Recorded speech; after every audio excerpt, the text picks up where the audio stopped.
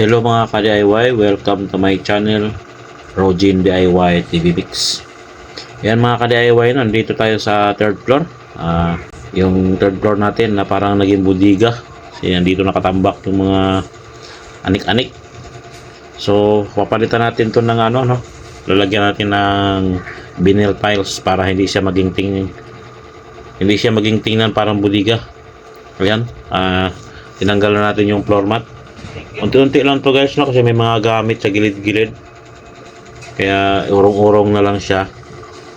Yan, punasan lang natin ng basahan para matanggal yung alikabok. At ayan mga ka-DIY, inumpisahan na natin maglagay ng vinyl tiles. Pahaba nga pala to na vinyl tiles mga ka-DIY, no? Dahil ito ang ating natipuhan. Ayan, dinidikit na natin. Madali lang naman siya idikit mga ka-DIY, no? Kahit babae kayang-kayang gawin. So ayan, maganda siya mga ka-DIY pag naidikit na sa plywood. Mas malakas siya kumapit sa plywood kaysa sa semento. Pag sa semento kasi minsan may lubak yung semento, hindi siya dumidikit na ibang portion.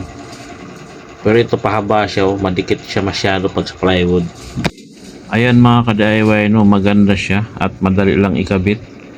So hindi siya masyadong magastos, Sa pagkabit nito mga ka-DIY, kailangan lagi kung may basahan para may alikabok, punasan ka agad. Kasi pag may alikabok yung pagdidikitan mo, parang hindi siya masyadong dumidikit. Fast forward na tayo mga ka-DIY, no? Ayan, tapos na siya.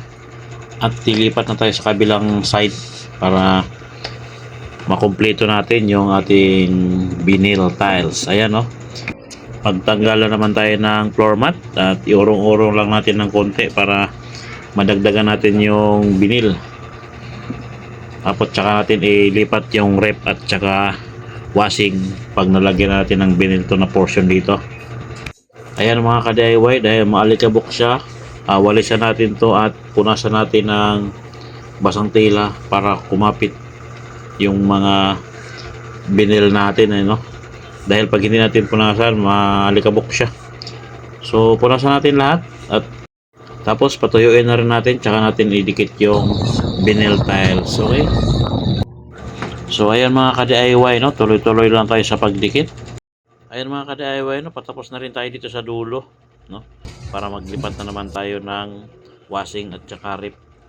Ayan mga ka-DIY, sa mga nagtitipid dyan, ayan, ganito lang gawin nyo mga ka-DIY, vinyl tiles, tatagal din naman to para hindi lang magmukhang dugyot, ang ating third floor. At hindi naman talaga ginagamit tong third floor na to mga ka-DIY, naging budiga na lang siya. At pagkatapos malatag ang ating vinyl mga ka-DIY, ito na siya. 2,000 years later. Ayan, vinyl tiles mga ka-DIY, okay na siya, maganda na siya. At hindi na siya naging mukhang budiga. Ayan,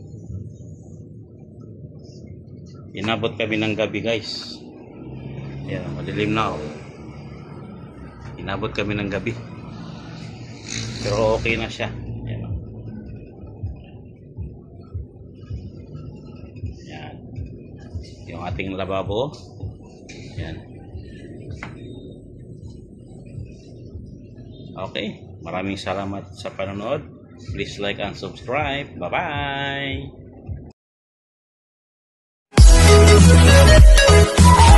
We'll be right back.